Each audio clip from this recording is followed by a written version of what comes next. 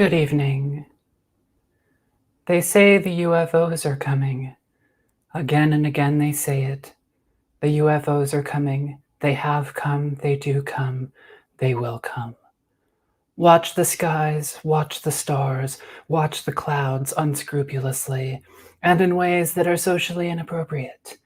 Stare at the sun for hours, they say, but do not listen to them. The voices that speak incessantly from the air, from all directions, like mysterious trumpets blowing eternally at the end of time. For it is the UFOs themselves who say these things.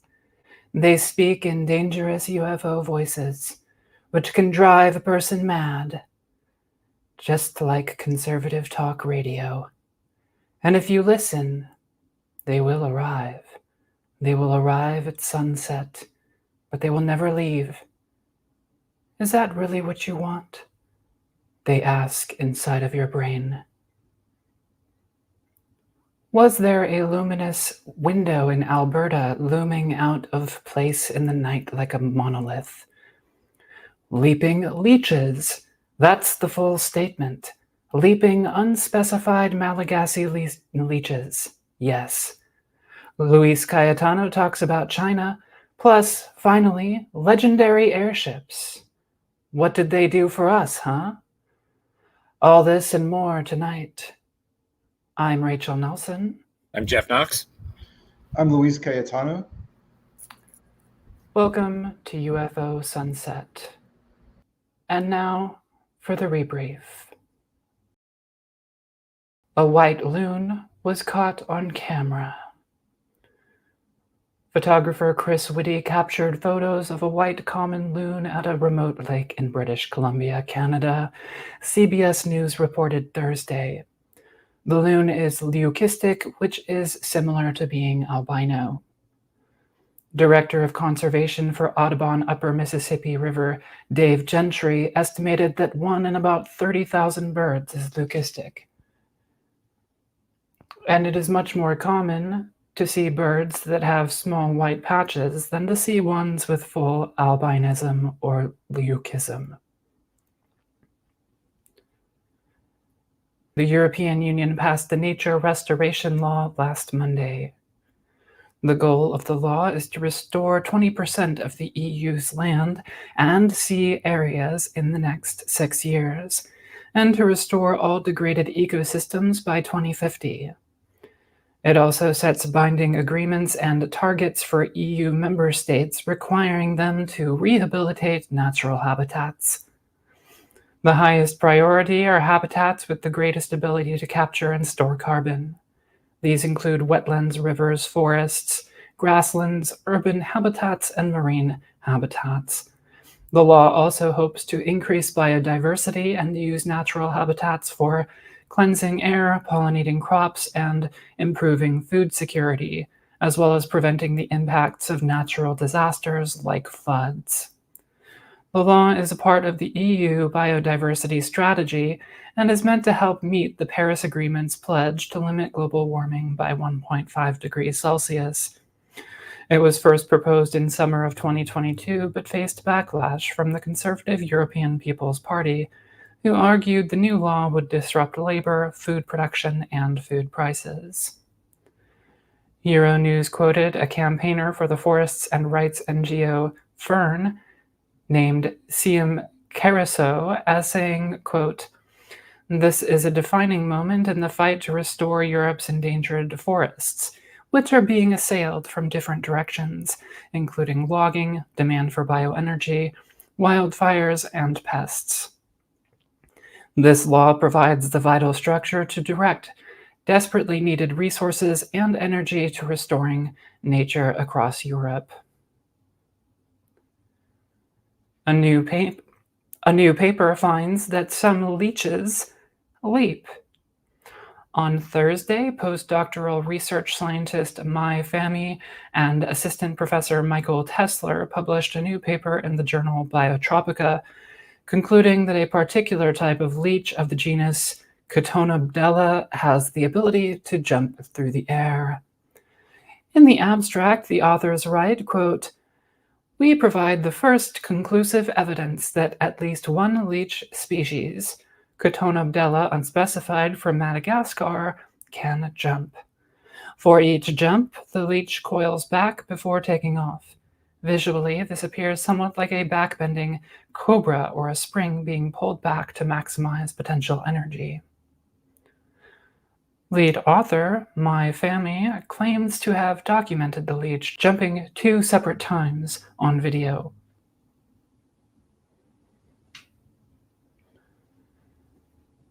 And now, for Mr. Jeff Knox. All right. Before I start on today's case, I just wanted to point out some kind of errata from the Volsky case that I would like to thank a YouTube user, the Grabix from Poland, for pointing out to me. When I did this case, I had mentioned that some of the translations kind of might be a little difficult, and I tried to do my best with some of the comic translations that were available. I apparently still got some wrong that I missed. If you recall, I talked about how he couldn't fall asleep because there was supposedly some woman with him that was new to the area, and she didn't know her way home, and she was unfamiliar with it. Apparently, that's, again, a mistranslation. What happened was there's this word that's like a colloquial word for a horse in Poland that I thought I caught all the mistranslations, but there's a couple of places I missed. And what the document is actually saying is that it was a new horse that was new to the area and unfamiliar to it. It wasn't that he had a passenger with him. And in fact, there was another place where I also missed a translation on the horse, where he talks about tying up the reins here. On one of them signaled me to get out and follow him. The other one also left. I tied the reins as I do when I leave Konya. Konya, that's actually should also say horse or mare. And so that user kindly pointed some of those errors out to me. He also pointed out that the fin like features that were supposed to be on these creatures' hands, the fins were actually supposed to be on every single finger. And it wasn't that they went from the gloves up to the tips. It was that they each individual finger had a fin on it that went from the tip to the first joint, and that somehow got passed along and became part of the case, this whole fin thing. And so there's quite a few details that kind of developed in this story from mistranslations from the comic. Some of the articles that you can find online are actually written based on the comic and translations from the comic. And so I just wanted to point out those errors real quick and thank YouTube user the Grabix for pointing those out. I wish I would have had a Polish speaker beforehand to help out with that, but thank you, the Grabix. Our case today is the Rosedale humanoid case. And this took place in Rosedale, Alberta, in Canada. Now, Rosedale is a community within the town of Drumheller, Alberta, Canada.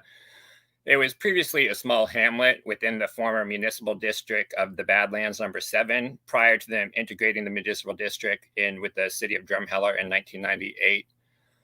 Rosedale is found at the intersection of Highway 10 and Highway 56 and Highway 10X. It's about 8 kilometers or 5 miles southeast of Drumheller's main town, and about 66 miles northeast of Calgary, Canada. Drumheller is perhaps most famous for its dinosaur fossils, and it's been called the dinosaur capital of the world. In fact, it has what's called the world's largest dinosaur statue. That's not the statue in the image. That's just the statue on the sign, but they do have a giant dinosaur statue there. And it's so it's famous for its fossils, and it's kind of beautiful geology. But it's not the beautiful Badlands geology and the dinosaur fossils that draw our attention to Drumheller today, although it may be what drew these occupants to Drumheller. And it was on the outskirts of the town of Rosedale. And you can kind of see in the map here, we have Rosedale. That's kind of to the northeast there of Calgary, to the south, southeast here of Edmonton quite a bit. And Alberta is just north of Montana there.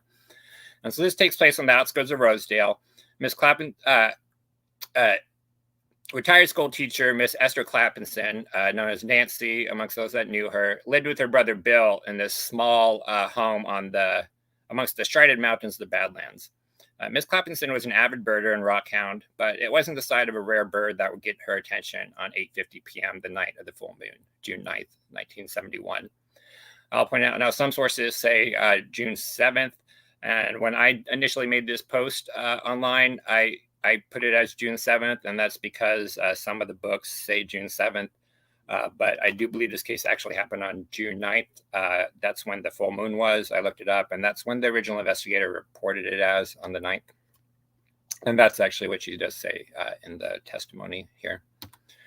And so in a taped radio interview, she calmly described the event, quote, "On June the 9th, I was attracted to a light coming through the windows. I couldn't ascertain what it was all about, so I went to the front of my home where there was a porch. Accompanying me is my old yellow dog called George. I was surprised when I got there to see a rectangular-shaped lighted object down on the ground near an intersection of two roads."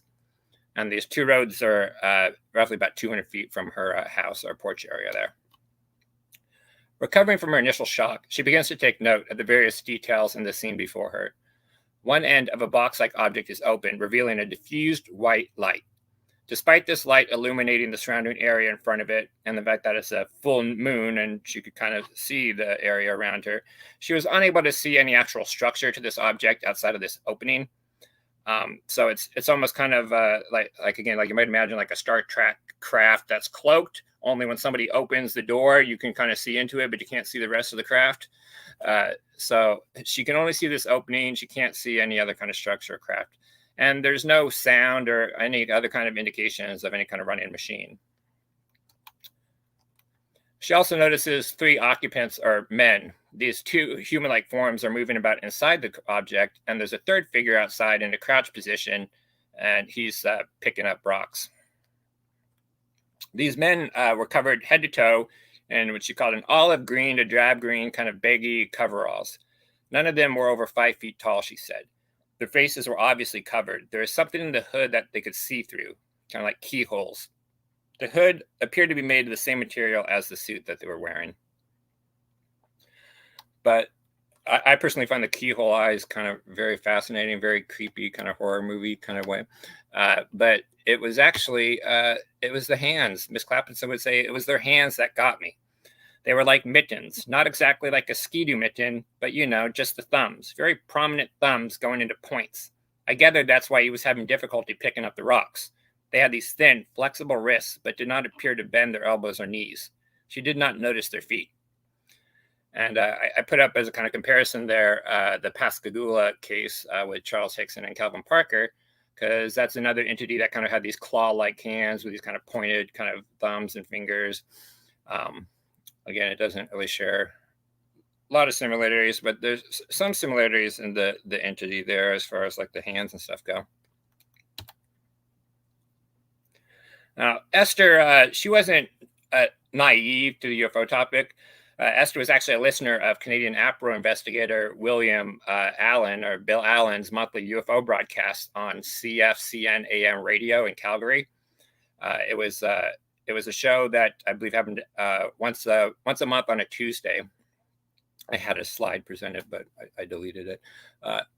And so she was, I guess, an avid listener of the show. And one of the things he did on his show was he urged prospective UFO witnesses to look for any sort of like instrument panel when they have one of these sightings.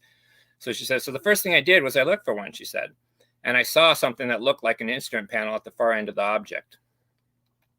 The humanoid at this time had realized someone was there, me, her. And I covered as much of it, the instrument panel, as he could with his person and his arm. He continually kept looking backwards to see that his arm was covering what was in front of the craft.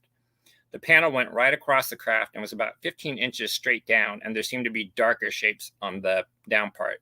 She kind of described it as like a splotch. She kind of saw a splotch on this instrument panel. And this man that was covering this instrument panel motions to his companion inside the craft, who then made, in turn, gestures to his companion outside the craft as if to beckon him back inside the craft. The man outside there, she says, was obviously picking up samples. I guess it was a rock, not dirt, because he wasn't picking. He was picking, not scooping. After a moment, I tried to get closer and have a real eyeful. but the old dog wouldn't let me. He was scared to death and pushed me right back. There's quite a push, you've got to admit. Well then, I came in to attract my brother's attention. Then I looked through the window to see the object again and what they were doing, but there wasn't even the light. When I returned with my brother, there was nothing there. So help me, I hadn't been drinking. I'm not a drinking woman.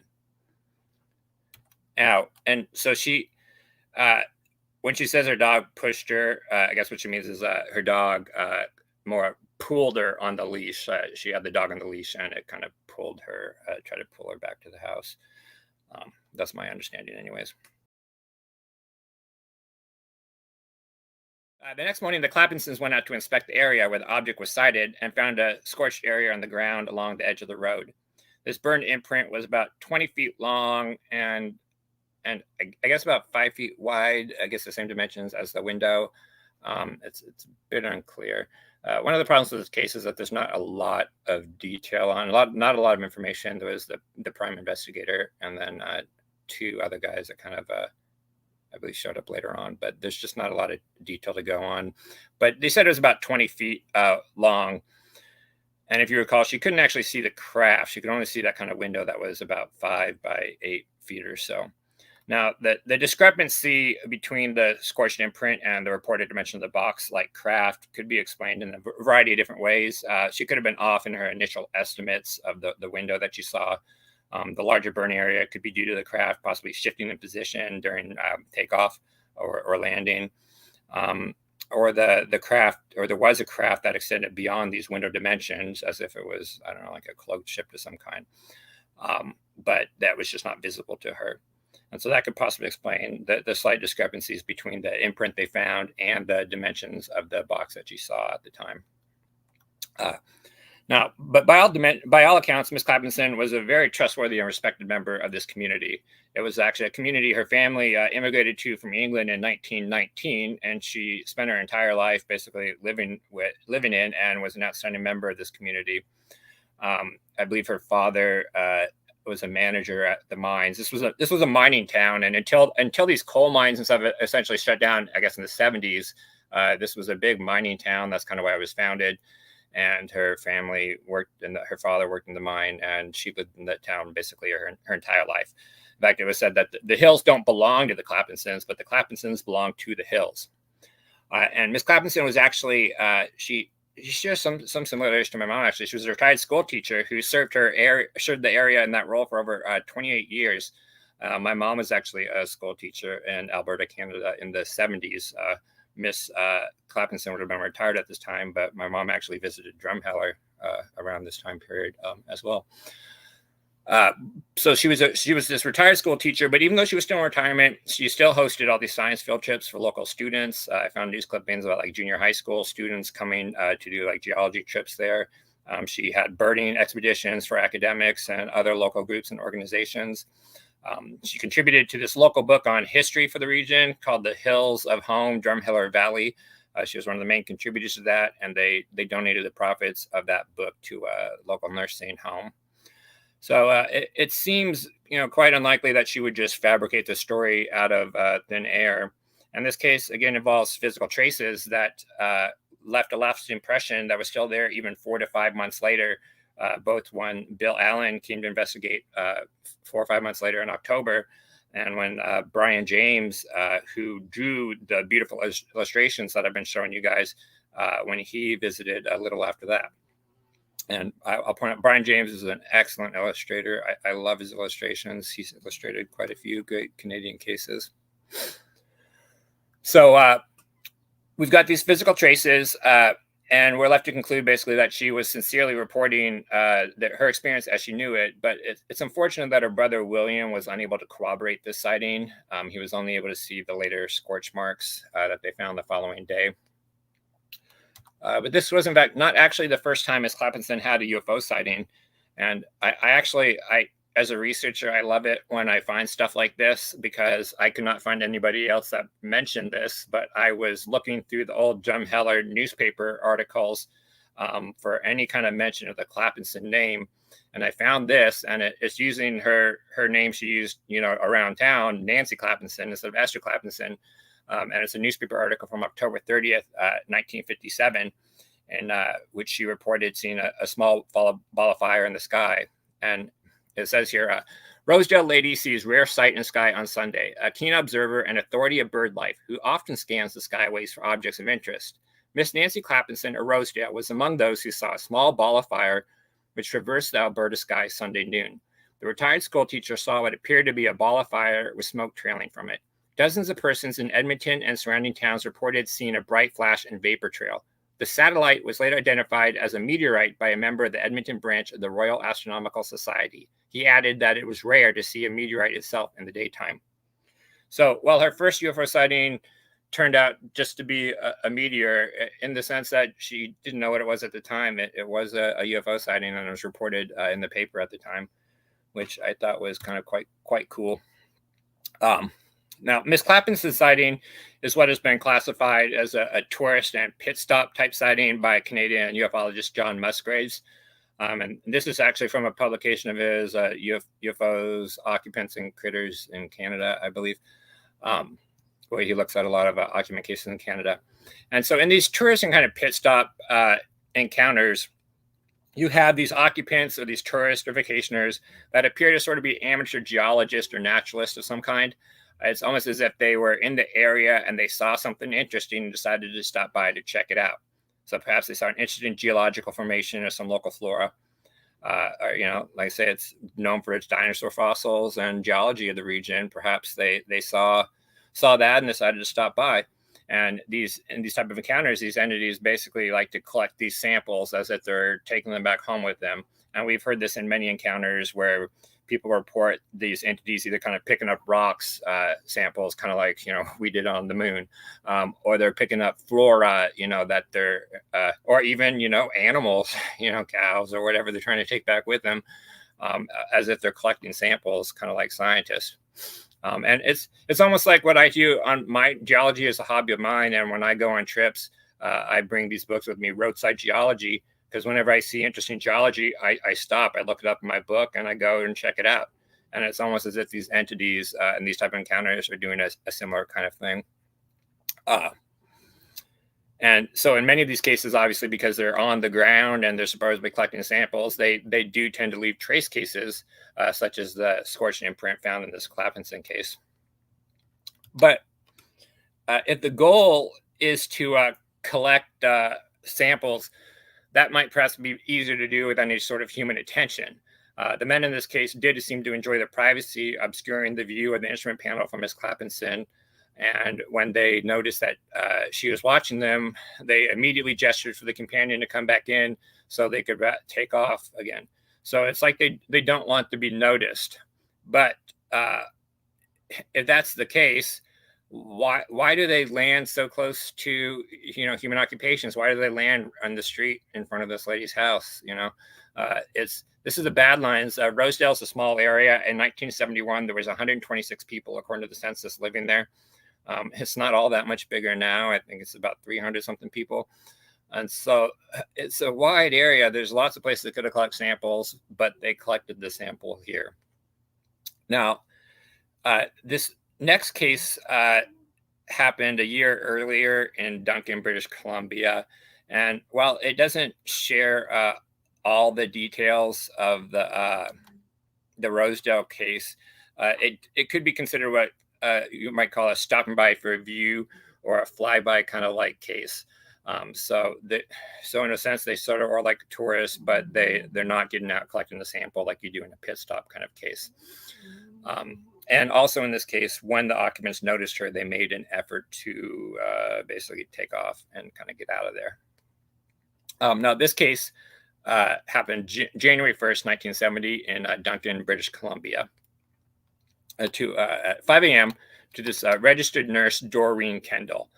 And she's on shift at the Cowichan District Hospital, checking on a patient who she thought might be too warm. And she's actually with, there's another nurse with her, Frida Wilson. And it's unclear. In some of the stories, they say she was checking on a patient on the other side of the hall, while Doreen Kendall checked on this patient that was kind of on the window side.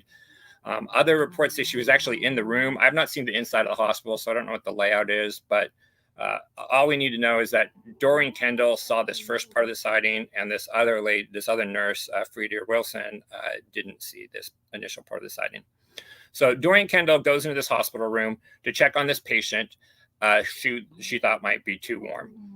And this patient, some reports say it was a male, but in a recent article from the last year, actually say it was a lady named Joanne who is just recovering from childbirth, who actually claimed to see the lights herself. She said she woke up in all the commotion and saw the lights herself, but there's no record of that at the time.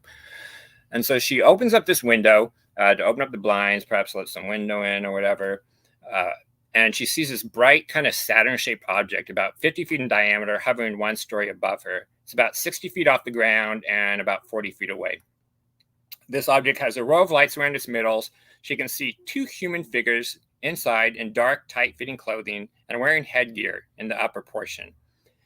One stands at this instrument panel, and it says this instrument panel kind of covers up the large part of the dome of this top half of this vehicle, like 3/4 of the space, and that is taken up by this instrument panel that kind of almost goes up to the top of that dome there.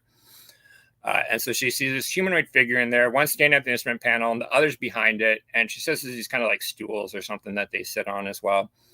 The second being looks directly at Kendall, and as if noticing that she's looking at them, touches the first being, who then moves this lever, which she describes as like a joystick in an old aircraft. And when this being moves this lever in what she describes as this very deliberate up and down motion, this craft seems to kind of tilt down, providing a view of its interior. And we can kind of see in this illustration here, it's kind of tilted, so it's kind of faced forward, and so the back end is higher up. And it gives her this better view of inside the craft. Now, Kendall calls for other witnesses, that Frida Wilson nurse, and she arrives in time basically to see the UFO leave, but she can't see the occupants in it. She basically just sees this bright glowing light that's kind of out there that obscures anything else but this light, and then it kind of flies off. And there's actually two other nurses that were, I guess, in that ward at the time, a nurse Appleby and a nurse Clappison, that also saw this, but again, they only saw the lights moving. The only person that actually saw these occupants at the time was Miss Doreen Kendall. And in 2023, an older gentleman named Dan Hughes would claim that the UFO was actually just this kind of inflated plastic bag lit by candles that he and two of his friends launched. But that explanation has been contested.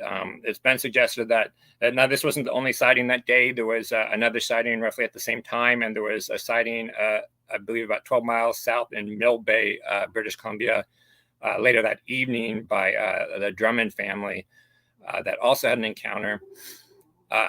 And it's been suggested that some of those other sightings were actually just one of these like inflated balloons or plastic balloons lit with candles. But the guy that investigated the case, the Kendall case, is convinced the Kendall case was actually legitimate. It was, I guess, just the later cases that were not. And Canada actually came out with a series of coins kind of commemorating some of their most famous cases. And they did one for this case that we can see here. And it's actually kind of quite cool. On the back, the coin is actually, if you shine at it with a black light, it kind of fluoresces in a certain way that you can see there, which is very interesting. I would love to actually get some of these coins. Unfortunately, they're kind of quite rare and they're quite expensive. While they are $20 coins, they're made out of pure silver. And so they actually sell for something like $100-something a piece. If you can even get your hands on them, because they sell out pretty quickly. And in listening to a podcast about this case, I actually learned the great Canadian ufologist Chris Rutowski had a role in kind of helping to get these coins created, which is very cool. And so that was another Canadian case. I will just mention one other case real quick here. The Carl Higdon, the alien abduction of a Wyoming hunter, Carl Higdon. Because this case actually, perhaps as far as like the description of this luminous box is concerned, perhaps shares more details with the Rosedale case. And this case happened on October 25th in 1974 in the Medicine Bow, the northern edge of the Medicine Bow National Forest, southeast of Wallings, Wyoming. And Carl Higdon Jr. was an oil digger, and he is hunting elk on the northern edge of this national forest when he sees 5 elk that are just kind of standing motionless, and he attempts to shoot one of these elk, but the bullet falls short about 50 feet from him, as if hitting this kind of invisible obstruction. So again, it's kind of almost like there's like a cloaked ship there, and he shoots at it, shoots at something invisible, and his bullet just kind of bounces off there.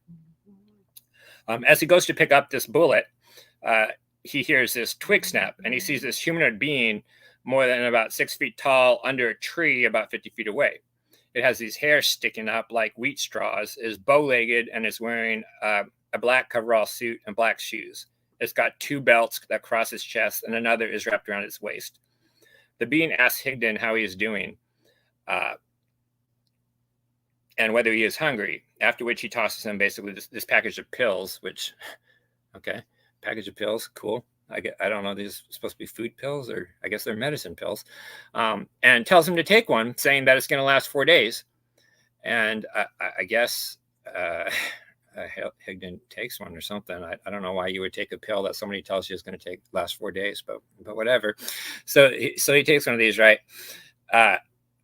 And Higdon looks up this hill, and he sees this kind of transparent lighted cubicle, kind of like Miss Rosedale saw this, just kind of like this luminous, like lighted box with nothing kind of else around it. And suddenly he finds himself inside of this kind of lighted cubicle, strapped to his seat with a helmet on his head. There are 2 humanoids inside with him, as well as 4 seats, a control panel, a mirror, a map, and these several elk that are kind of frozen in a cage. Which, if you recall the Volsky case, we had these kind of these ravens that were kind of frozen or paralyzed or immobilized. They weren't in a cage, but in this case, apparently these creatures had these elk that were immobilized in a cage. And they take him in this craft to what seems to be another planet, where there's this big mushroom-shaped tower that's 100 feet tall. He and one of the humanoids, I guess, float to this tower, kind of in the air. They go down an elevator, pass down the corridor, and go into a room with the platform. After being screened with some sort of kind of glassy shield, Higdon is then told, basically, you're no good.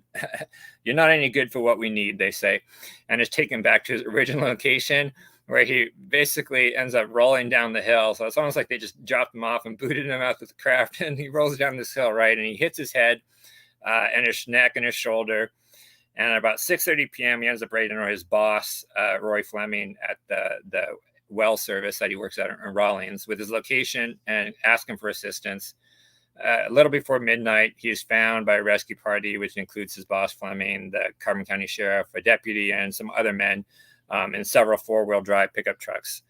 And I guess he seems confused. He kind of doesn't remember what happened. He's taken to the Carbon County Hospital, unable to even remember his own name. And apparently he doesn't recover these memories for another couple of days until evening October 27th. But most of the details were not emerged later until he was hypnotized by Leo Sprinkle in November.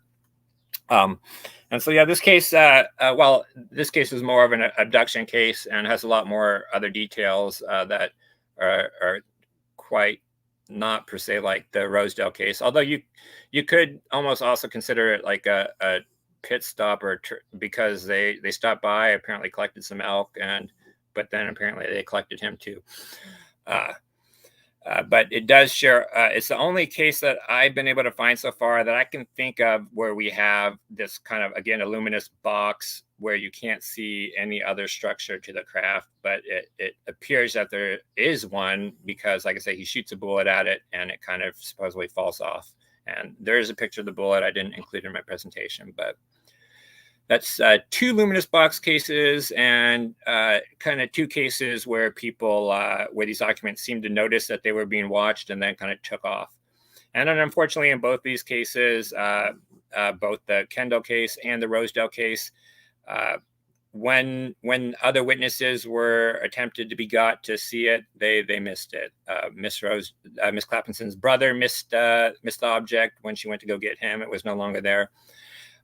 And in Miss Kendall's case, while they saw this object or this light flying around, they did not get to see or corroborate the occupants that she saw in the craft. That basically does it for my cases today. I wanted to thank, I did start a Patreon, and I do have a couple of, and I've been saying, and I apologize, saying that I didn't have any Patreons, because apparently Patreon does not message me saying when I get somebody to sign up. But I do want to thank my Patreon prescriber, Kevin, who signed up a few months ago. Thank you for your support. And my Patreon subscriber, Ben, who signed up in this last month. I really appreciate that, guys. And that's back to you, Rachel. On a spooky April night, Frederick Chamberlain and O.L. Jones were driving near Lake Elmo, Minnesota, when they saw a strange person searching around in the darkness with a light in a clearing in the woods. They turned to drive over to the place, and then the light disappeared. Then there was a crackling sound like twigs breaking, followed by a whoosh. Quote, "A second later, and we distinguished a long, high object of a gray-white color. At the same instant, we saw 2 rows of lights, 4 lights in 2 pairs, 1 each pair, including a red and a green light. The thing rose quickly at a sharp angle so as to just clear the treetops. As it passed over the trees to the south, we saw several more lights.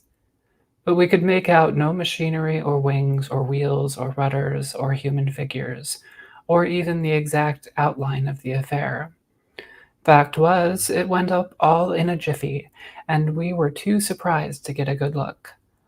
Almost immediately after we saw the entire object, it vanished behind the trees. The timber was right alongside us and cut off our view. We drove over to the clearing. It was rather wet ground, and in the mud were the 14 marks. But there was nothing else around that we could see in the bad light, although we looked for something accidentally left behind. Yes, we could hear the rushing noise for perhaps a minute after the thing disappeared." Unquote. Chamberlain alluded to the strange craft as having wings, but he described it as resembling the top of a covered wagon. This may seem like an odd look for a UFO until you realize that this report comes from April 1897. Even the vehicle the men were driving that night was a horse-drawn buggy. Was this the first report of a close encounter of the third kind? As it turns out, not at all. In fact, during late 1896 and through May of 1897, UFOs were reported in newspapers throughout the western states, from San Francisco to Texas and Illinois. It pretty much faded out before making it to the East Coast, which only saw its airship wave in 1909. Some reports from the 1896 to 97 wave garnered enough attention to be reported in the New York Times and even in other parts of the world. There weren't just numerous UFO reports, there were multiple prominent waves of UFO reports. And there were also various reports of UFO occupants. There were even trace cases. Of course, back then they weren't called UFOs, or unidentified flying objects, because the term hadn't even been invented yet. Instead, they were generally referred to as either mysterious lights or else as airships. These weren't even the earliest reports of this type. For example, in Poland in 1892, perhaps the earliest UFO wave was reported around the border between Russian Poland and Germany. These reports involved mysterious steerable balloons, or in other words, basically dirigibles, thought to be operated by Prussian spies.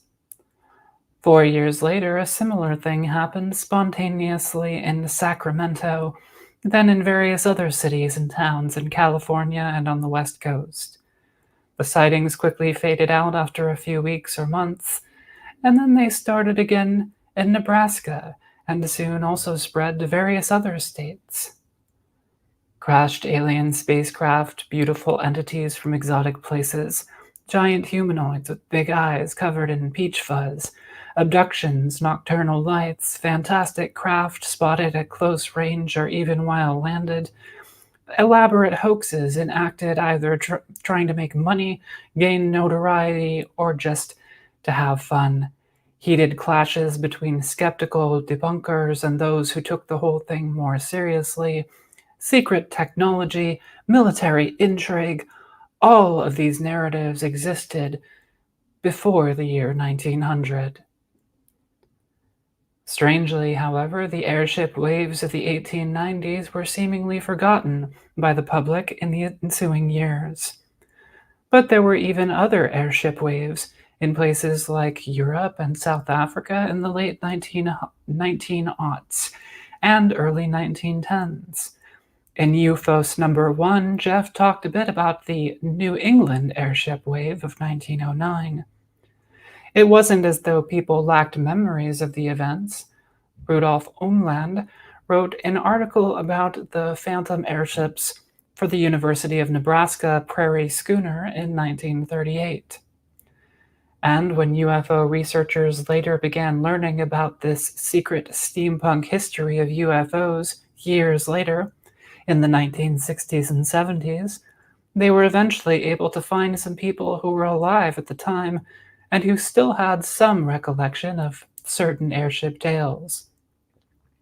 But from roughly 1897 up until the mid-1960s, the phantom airships of the 1890s were largely completely forgotten.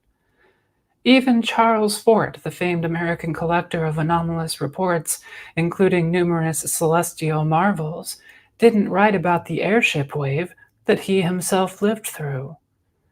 Yet, despite lasting no more than a few months, the notorious American airship waves somehow captured most, if not all, of the basic elements of the UFO culture of our day, which has spread throughout the world and only grown in popularity without ever stopping since 1947. It's almost as though half a century before the UFO era, there was a miniature UFO era, which died before it ever really took off. What would have happened had it never ended? Or did it even really end at all? Personally, I don't even think the UFO era started in 1896 or even in 1892, but that's a topic for another day. In fact, I'm sure I will be doing more reporting on this weird topic periodically. Today, I just wanted to highlight the various cultural parallels between the phantom airship reports of the 1890s and the UFO reports and flying saucer reports that we still hear about today. The central reference for this piece is Daniel Cohen's book, The Great Airship Mystery, published way back in 1981, which has somewhat dated in its information, but is otherwise still a really wonderful introduction to the topic. I also consulted the entry on 19th century airships from the UFO book, Encyclopedia of the Extraterrestrial by Jerome Clark, as well as Thomas Boulard's massive collection of sightings dating from the early 1800s all the way up to 1947, the Airship Files, which are all available online at the Archive for the Unexplained. Just like today, the most common reports from 1896 and 97 were of simple lights, like arc lights, flying through the night sky. Many of these were likely simple misidentifications of the planet Venus or other celestial bodies, such as meteors and bright stars. Oftentimes, these lights would appear in some sort of formation, or they would flash between different colors.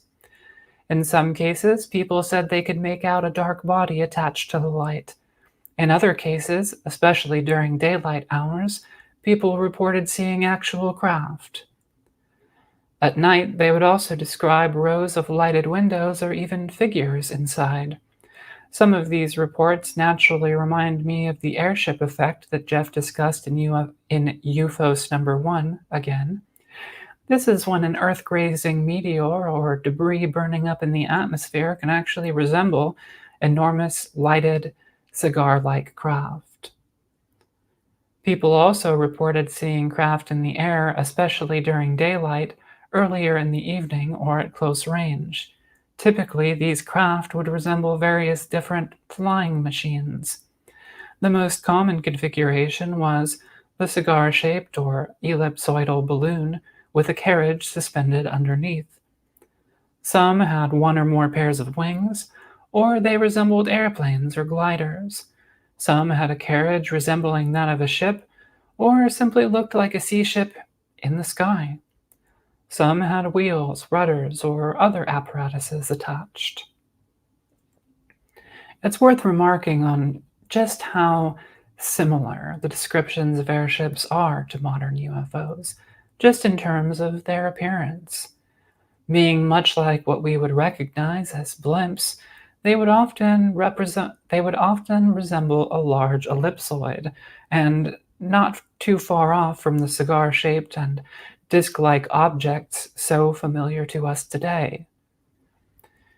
In another CE3 report from the April 10, 1897 issue of the St. Louis Post-Dispatch, a W.H. Hopkins didn't describe any undercarriage at all, but just a metallic craft sitting on 4 legs. It just had 3 propellers on it. Its beautiful occupants communicated through gestures that they had come from the planet Mars. As if this wasn't enough, just shy of a fortnight later, the St. Louis Globe-Democrat ran perhaps the first ever report of a full-on UFO alien abduction. St. Louis resident Joseph Jocelyn said he encountered a Chinese dragon in Forest Park, which in this article is given as the outlandish explanation of the airship. The enormous creature was controlled and ridden by various small bipeds with strange abilities. Jocelyn was first stunned by these entities and then compelled, as if under hypnosis, to climb on top of the dragon. He said he was then held captive and tortured for 3 weeks. He added that he had no memory of his return. Another CE3 account was reported in the Stockton Evening Mail on November 27, 1896, just 10 days after the beginning of the first airship sightings in Sacramento. This one could almost be the first abduction account of the period, but not quite. And this was not for a lack of trying. But of the accounts I've given so far, it's probably the closest to the CE3s that we're familiar with today. The story was reported by a former editor of the Mail named H.G. Shaw. He said that he was with a young man named Camille Spooner collecting materials for the Fresno Citrus Fair in Lodi. On their way back, they encountered 3 tall, willowy entities. They were nearly 7 feet tall with large eyes and small mouths.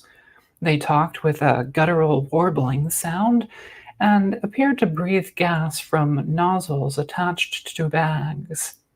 He said, quote, "They were possessed of a strange and indescribable beauty. I can express myself in no other way.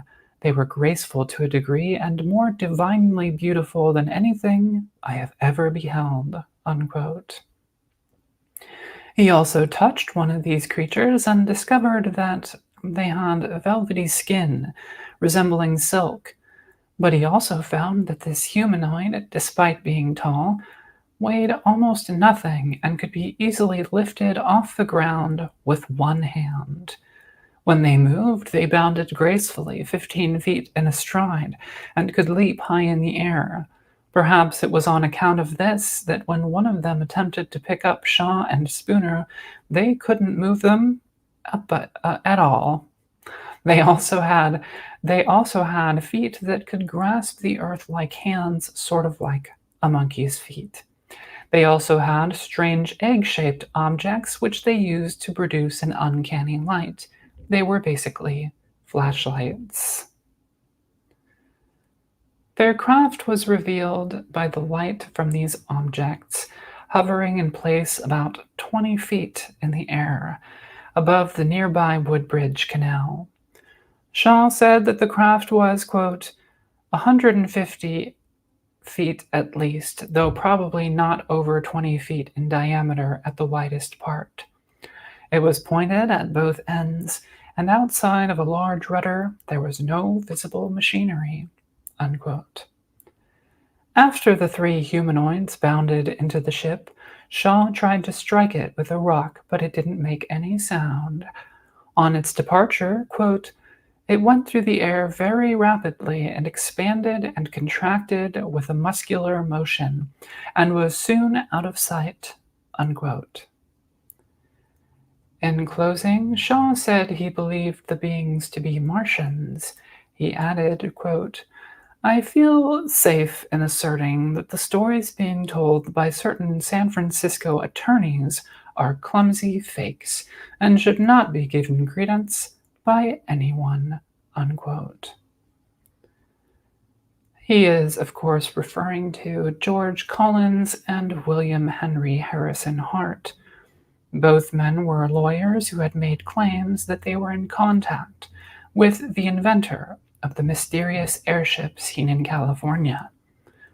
Collins, meanwhile, had to retreat from public attention, claiming that newspapers were reporting false statements from him. Again, much like the modern UFO era, in this early period there were many people who either perpetrated hoaxes by flying balloons or kites, or who simply fabricated stories in the newspaper. This is a drawing of a photo taken by a news dealer named Walter McCann on April 11th, 1897, when the airship was being reported in Chicago. This is likely the earliest UFO photo ever taken. But within only days, the Chicago Chronicle reported that it was a hoax. A witness named William Hoodless said that McCann and others had used a small airship model suspended from a telegraph line using guy wires. Unfortunately, no copy of the original photo has yet been found. But surely there weren't saucer crashes during this airship wave, right? Well, in fact, or in legend, I should say, there were. Or at least airship and spaceship crashes, maybe not saucers. In any case, they were airship and spaceship crash hoaxes, to be sure. The most famous and infamous of these is the Aurora, Texas crash. Whole books have been written on the topic. The story was even published in the New York Times. The tale goes that on April 17, 1897, a spaceship crashed into a windmill on the farm of Judge Proctor in the then boom town of Aurora, Texas, north of Fort Worth. Allegedly, metal debris from the craft was sealed in a well. Also allegedly, the Martian pilot of the ship was buried in the local cemetery. According to the writer and local historian Etta Pegues, the whole thing was made up by the part-time Dallas reporter F.E. Hayden and his friends. In 1979, Pegues, who was then in her 80s, told Time magazine, quote, "People wish so hard the story was true they really start believing it. Why, the judge never even had a windmill." This story is certainly too good to be true. The same is true of the case of the Great Kansas Cow Napping, one of the first airship stories popularized in the 1960s. This story was recounted by a well-respected farmer named Alexander Hamilton, and it comes from April 1897. According to Hamilton, he and two other witnesses saw a 300-foot-long airship with a giant cigar-shaped balloon and a transparent undercarriage, which descended low over his farm. He said that they also saw another. He said that they also saw a number of strange beings inside. They had lassoed a young heifer who had gotten caught in a wire fence. Unable to free the cow from the airship, they cut the fence instead. The cow was then carried off, only for their mutilated remains to be discovered later. So, cattle mutilation. Jerome Clark later interviewed the 93-year-old granddaughter of Hamilton named Ethel L. Shaw. Shaw said that she clearly remembered the day when Hamilton first told the yarn, which he freely bragged about, making it up. According to her, Hamilton was the member of a liars' club called Ananias. At this period, liars' clubs were relatively common, and it was perfectly acceptable for well-respected men like Hamilton to participate in bald-faced lies for amusement. Another practice that may have been in vogue throughout the airship wave was the practice among railroad telegraphers to coordinate between each other in fabricating fake airship reports. Perhaps the most prominent of these was a man named Joseph Scully from Fort Worth, who had a reputation for honesty.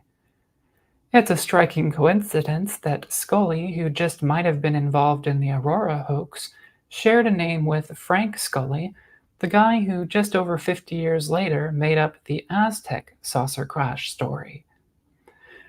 The idea of a potential coordinated hoax with extended lore made more convincing by means of telecommunication systems is not that far off from internet hoaxes and alternate reality games that are so prolific in the internet age.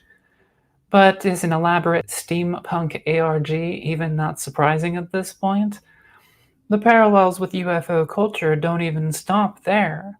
A widely repeated motif in the story of the airship was also a secret airship inventor. This inventor had different names according to who was telling the story, but whoever he was almost certainly colluding either with Cubans or with Spaniards to use his newly invented aircraft to drop dynamite.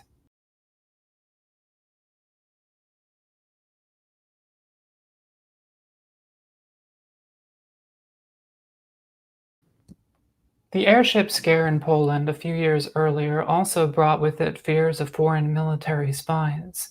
The same fears could be found in the 1909 airship wave in the UK, again associated with Germans. The same year as this wave, Walter Booth made his short sci-fi movie involving aerial warfare, The Airship Destroyer, which was followed in 1910 with The Aerial Submarine. But in the decades before that, cinema had already included airships and spaceships as common themes, such as in movies by Georges Méliès, Ferdinand Zecca, Walter Booth, Edwin S. Porter, and Segundo de Chamon. Aside from featuring an early example of transmedium craft, these movies also continued to build on the idea already commonplace in Poland and California nearly 20 years earlier. It was even a major theme in Jules Verne's adventure novel, Robur the Conqueror, excuse my pronunciation, first published in 1886. Meanwhile, ballooning, without the ability to steer, was practiced by the Montgolfier brothers since 1783, while continued experiments with balloons, kites, gliders, planes, and rockets went on through the 19th century. Henri Giffard made a historic flight in a partially steerable airship in 1852. Balloon hoaxes such as Edgar Allan Poe's existed even in the early 19th century, but so by the 1890s the public was already long primed for this type of event, be it imagined or real. Throughout the phantom airship waves, just as in the modern UFO era, there were not only dreams of futuristic technology, but an expectation of attacks from the sky. The airship was not only mysterious, but it was being kept secret for financial and military purposes. Sightings were common and widespread, and there was a public debate as well as rich narratives surrounding airships. All of the themes were already there. This is not to say that there might also be undiscovered things that we sometimes witness in the sky. I think this is entirely plausible, but not NHI, in my honest opinion.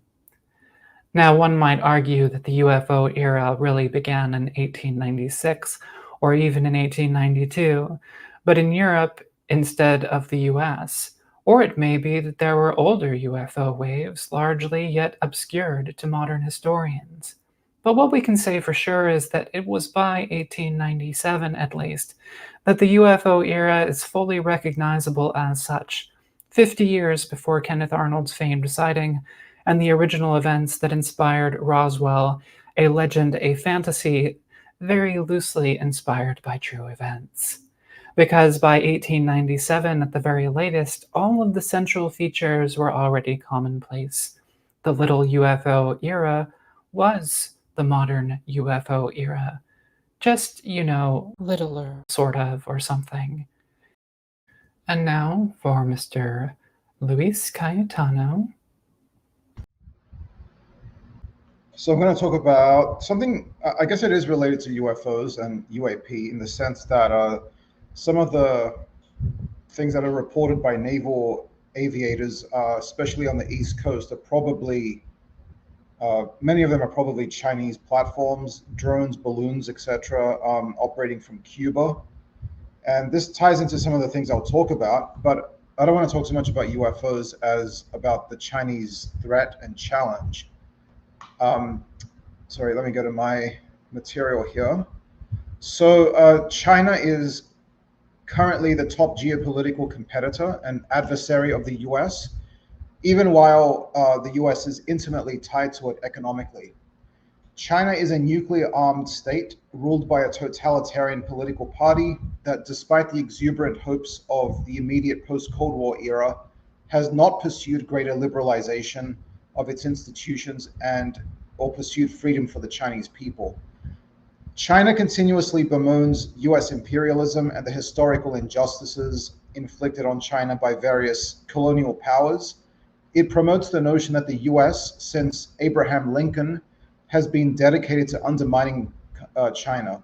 Of course, the US has more often supported China, especially since the warming of relations in the 1970s under President Nixon, and the subsequent massive transfers of technology and technical expertise, capital, and diplomatic, even military assistance.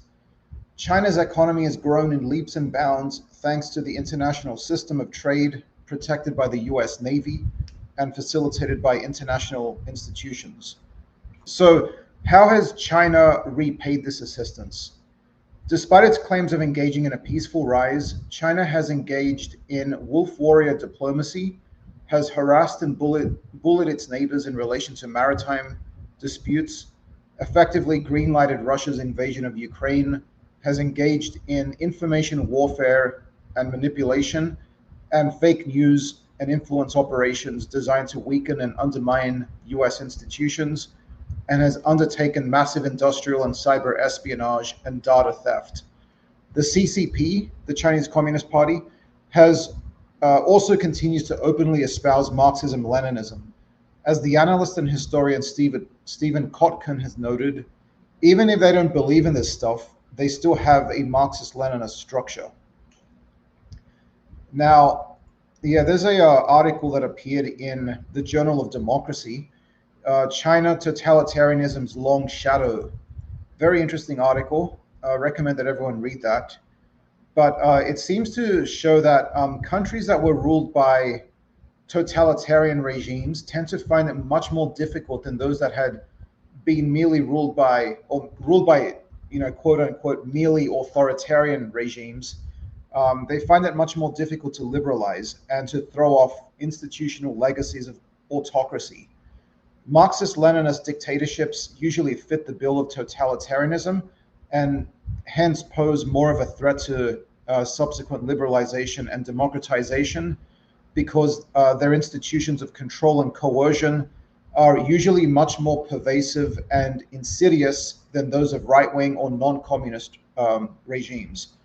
Communist regime infiltration of every institution of society, the development and consolidation of a nomenclatura with an active socio-economic interest in maintaining the party's control, and the expansion and refinement of a pervasive secret police and state security apparatus.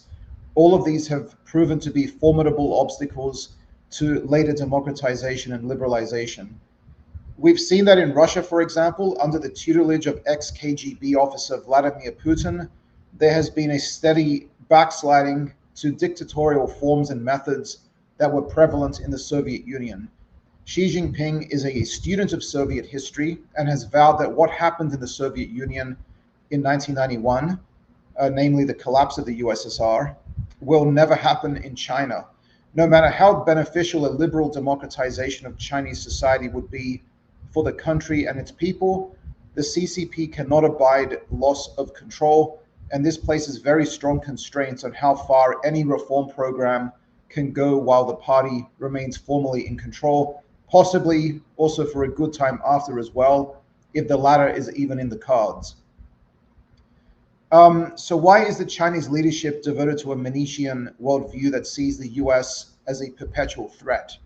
Partly it's because of the totalitarian, illiberal nature of the CCP regime, which sees the very existence of liberal societies as a bad example for its people who may aspire to similar freedom and prosperity. The CCP sees US society and the American system of governance as a threat, regardless of whether Democrats or Republicans are in office. The CCP's admittedly impressive continued resilience in the face of challenges to its legitimacy stems largely from its ability to genuinely increase the material standard of living for many of its people. If this were to take a turn for the worse, it could spell a crisis of legitimacy for the party, which could lead to its downfall, but that is not at all guaranteed. Now, this is a really good book by Michael Pillsbury. I also recommend people read this. So China also draws much of its statecraft and thinking from the Warring States period and views the US as the Ba, or top hegemon. It aims to bide its time and lure the US into complacency, a classic strategy from the Warring States period, in which aspiring hegemons used deception and guile to outwit and outflank one another, only later revealing the full scope of its ambitions. But these ambitions are already apparent and have been for decades, at least to well-informed and keen observers. Michael Pillsbury, who served under 7 presidential administrations and was once in favor of assistance and close cooperation with China, now sees China as being engaged in a 100-year marathon to replace the US as hegemon by the year 2049.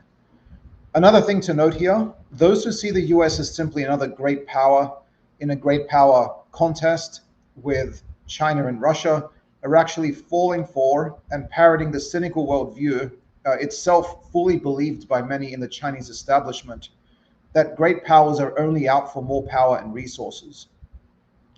This not only leaves US allies and liberal democracies out to dry, why bother standing up for them if the US is just another brutal hegemon that actually cares nothing for democracy? Or why stand up for liberal democracies if that system is just another variant of exploitative capitalism? But also adopts a deeply ahistorical and empirically invalid outlook that ignores that great power contests have always been as much about spreading ideas as they have been about resources, markets, and power. The US has sought to promote a liberal world order in which liberal capitalism and open institutions are the ideal to which all countries should ultimately aspire.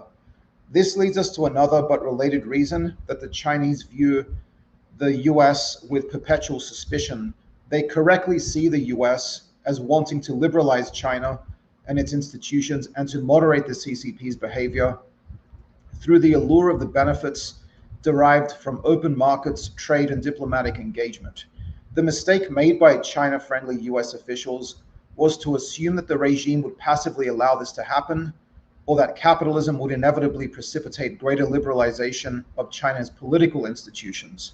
In fact, not only has that not happened, but the CCP has cemented its grip on power and has reintroduced a system in which political commissars are billeted onto all major industrial and economic enterprises, whether state-owned, private, or foreign. To continue operating in China, foreign capital must slavishly acquiesce to policies that promote the power of the CCP and undermine the aspirations for freedom of the Chinese people. Western computer technology has been repurposed to serve the goals of CCP control over its citizens. Similar examples can be enumerated in other domains, but the general point is that China does not wish liberalism well and has no intention of adopting it. Some would say that the heyday of US power is over and that it should concede to China's rise as a natural evolution of one power replacing another. In reality, China faces problems so severe that they may preclude it from ever toppling the US as the leader of the international system. China's demographic situation is dire, especially given its commitment to xenophobia and nativism. Of course, similar sentiments in the US could push America into a similar demographic decline.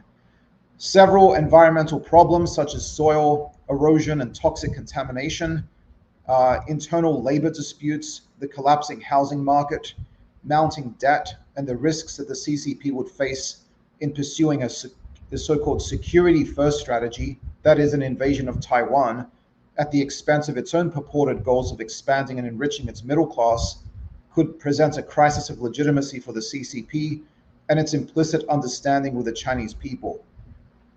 And then there is China's geographical position, hemmed in by island chains controlled by countries with which it is experiencing worsening relations, and its land border disputes with some of these countries. We can also appreciate why the US stepping aside would be a disaster for the world. For all the limitations and imperfections of liberal democracy, and for all the hypocrisies, crimes, and shortcomings of US power, liberal democracy still represents by far a more sustainable and attractive option than the techno-totalitarian dystopia promised by a Chinese surveillance state using AI, ubiquitous cameras and other sensors, and a ruthlessly illiberal social doctrine that it aims to spread to other countries. And that is a good article, the previous one as well, that people should read. So is this one, China's Threat to Global Democracy. Sorry. So China is programmatically committed to undermining liberalism and promoting autocracy, and to bolster it with the use of technology, much of it ironically sourced from the very West that it bemoans. To face the Chinese threat, the US and indeed other liberal Western democracies should beef up their cybersecurity infrastructure, step up intelligence gathering efforts aimed at China, bolster international alliances and commitments, ban certain Chinese or China-affiliated social media platforms unless China allows full access to Western social media, face down Russia in Ukraine to send a signal to Beijing that if it tries to invade Taiwan, it will be met with a ferocious response, militarily boost China's neighbors, especially their naval and electronic warfare countermeasures capabilities, pursue closer relations with India, diversify supply chains to not be so reliant on China and the CCP's demands. Western consumers have become addicted to Chinese-made goods, just as Europeans became addicted to cheap Russian gas. This should be rolled back, partly because it's the right thing to do. The CCP does, after all, use the profits it gains from the making of all these products to finance its surveillance state, its foreign espionage operations, its military hardware, its concentration camps, and the ongoing genocide against the Uyghur Muslims. But reliance on China should also be rolled back because it lessens the chances for strategic risk and the consequences of strategic surprise. The less leverage the regime has, the better.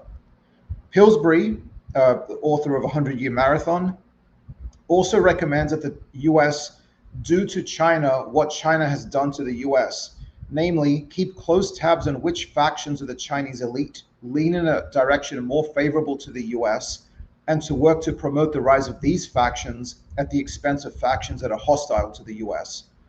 If China wants to live in a warring state's mindset, then let them experience the full wrath of US ingenuity and statecraft and the full might of US intelligence gathering assets.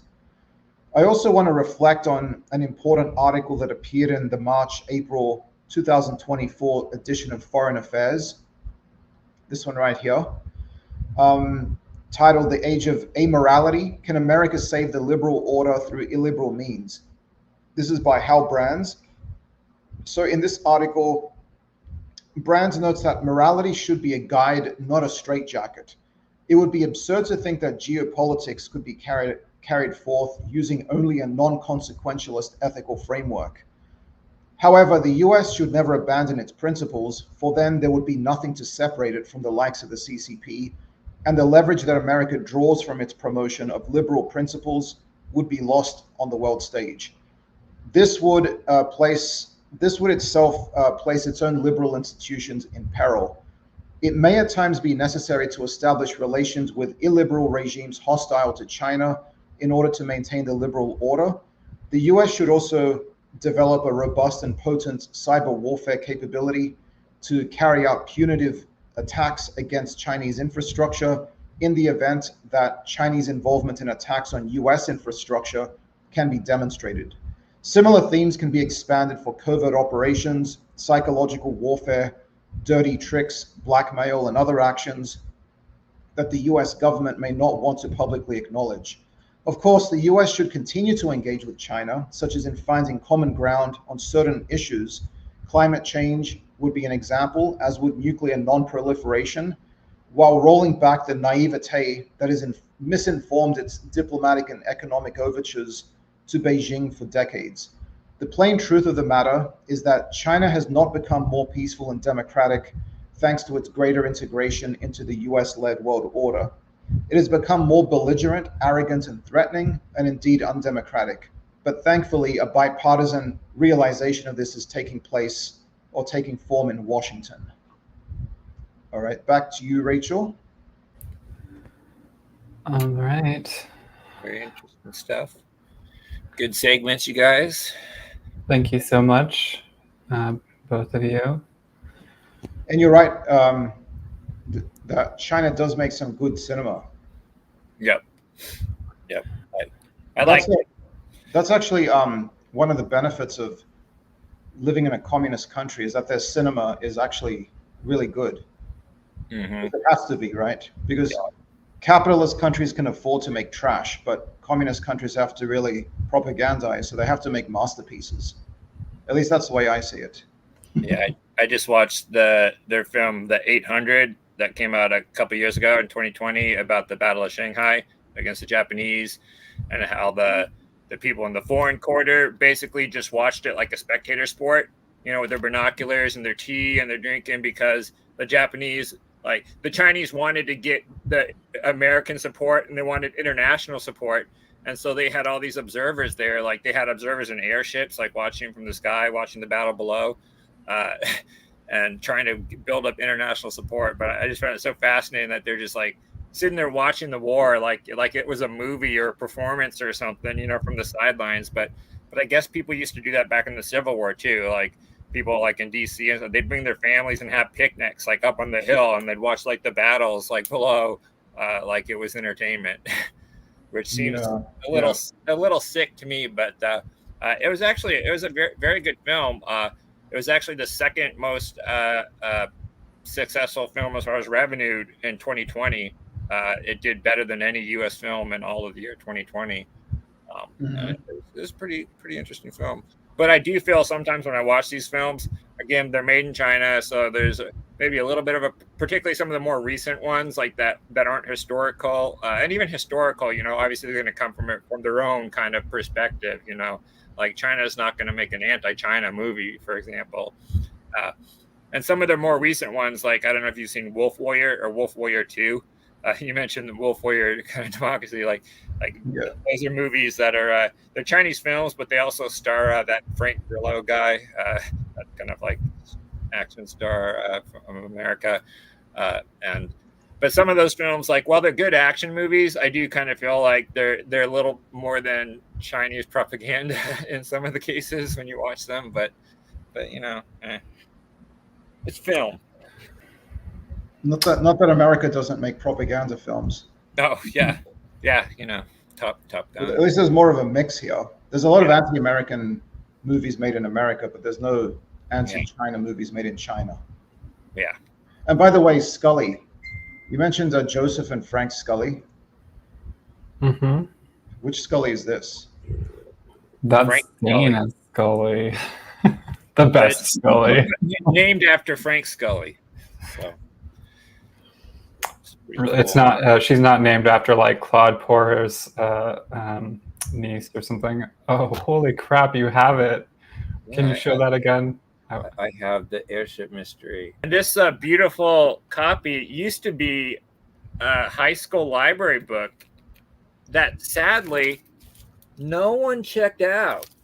Like, I don't know, some of the younger audience are too old to remember this stuff, but when I was a kid, we had cards in the back of the book you'd write your name on, and you'd put it in the back. Completely empty, blank. Nobody ever checked this book out.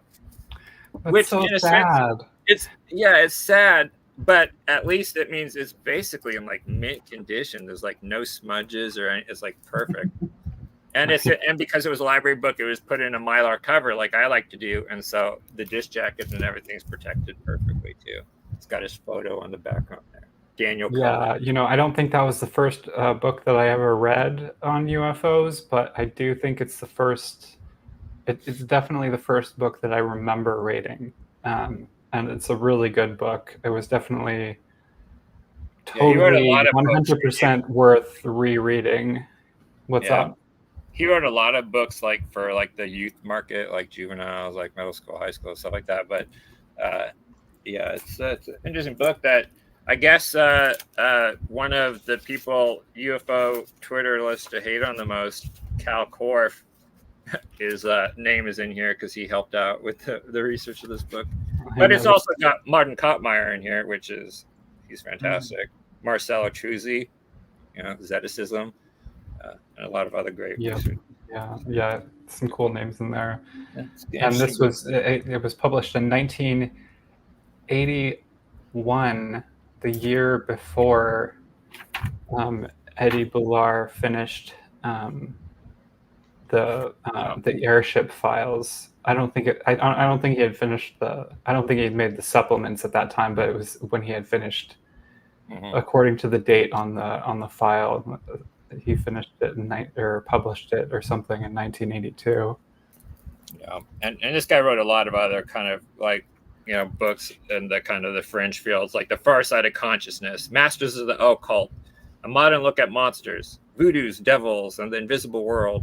And then for even younger readers, In Search of Ghosts, The Magic Art of Foreseeing the Future, The Mysteries of Reincarnation, like Dealing with the Devil. So like he wrote a lot of kind of like he was kind of an author of a lot of like mass books on like fringe, kind of like paranormal and other kind of topics. But it's pretty interesting.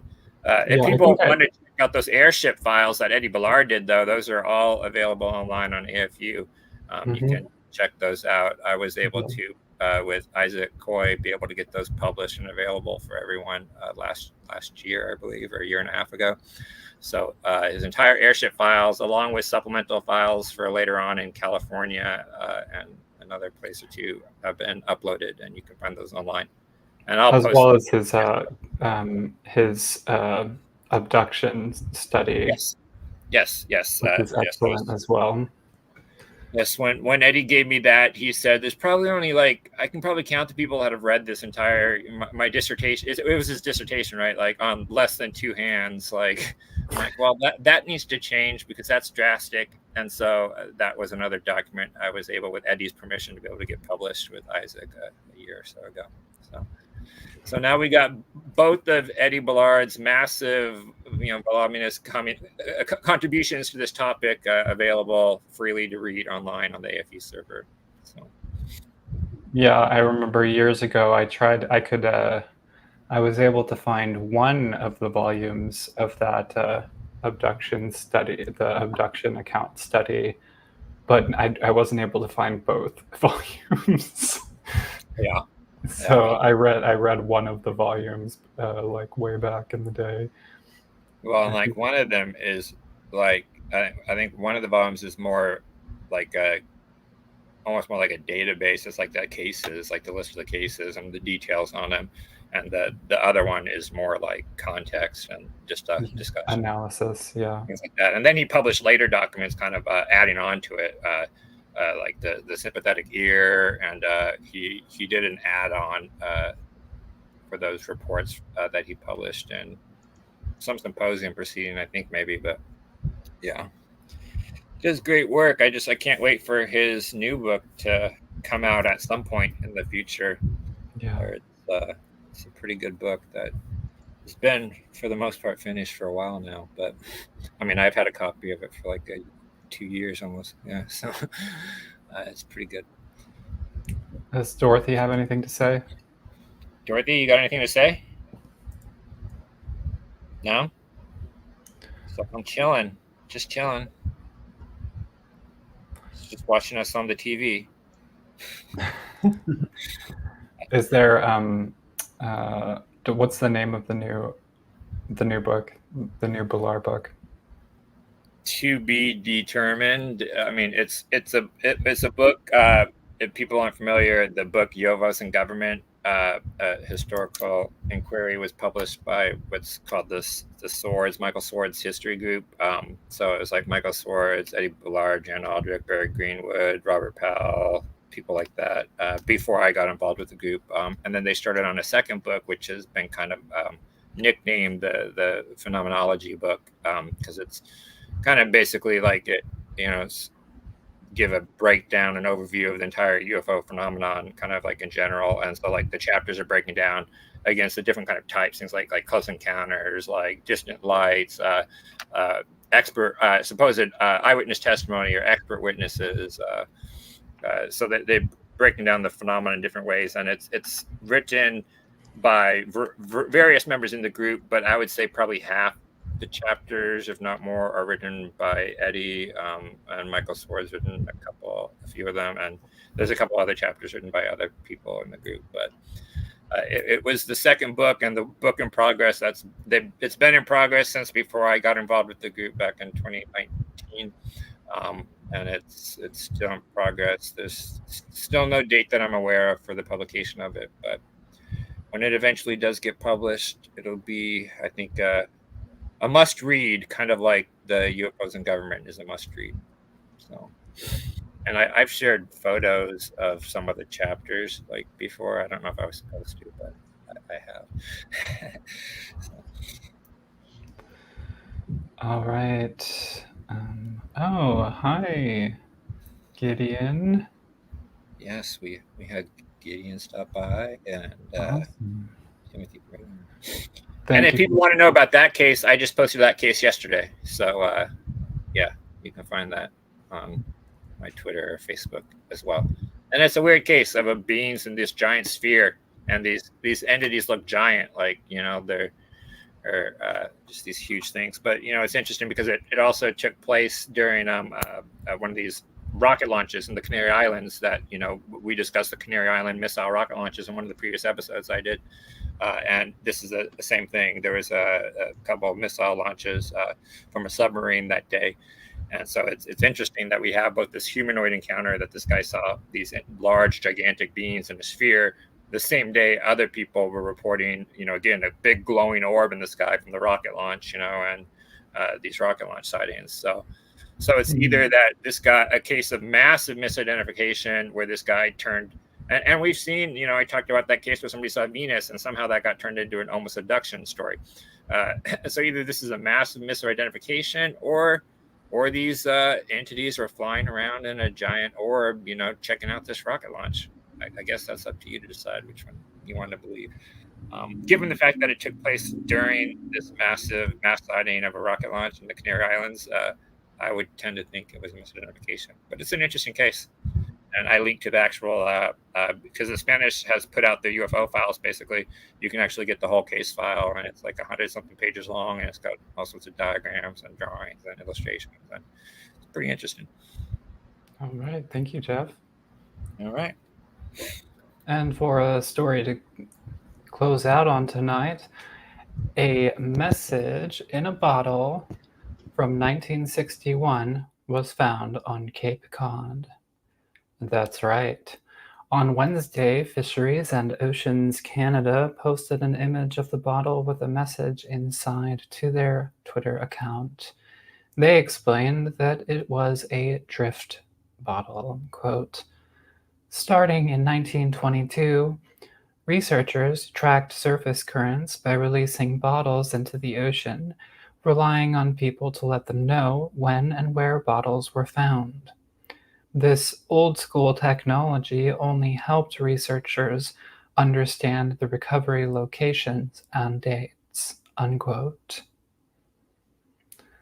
The bottle was released from Machias Seal Island in the Bay of Fundy over 60 years ago, and the bottle's note promises a $1 reward to a finder who reports the location to researchers.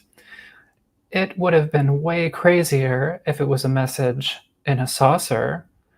Why aren't there more of those? Before we go, if you enjoy this show, we would like you to please consider subscribing to our channel, Ufo Sunset. Please also hit the like button and hit the notification bell icon if you'd like to get notified about upcoming videos. And come and join our cozy and intimate live chat. A great plus for joining the live chat is that you can give us constructive feedback live on the air, especially if we make any factual errors. You can also join our Discord, a temporary link to which can be found in the episode description, as long as I remember to immediately add it to the description after the live stream. Yes, and if you're not in the live chat, just leave a comment on the YouTube video, and we'll try and, if we made a mistake, correct it in the following episode. So, thank you, Jeff. Now, here at UFOS, our political and personal views are not the same, and the work of each of us is independent work. Personal views or positions expressed in individual pieces are not necessarily those of UFOS, who is not a person and has no views, or myself. Please be sure to check out our respective content. I can be found at the Earth YouTube channel. Visit Luis Cayetano's website, ufologyiscorrupt.com, please.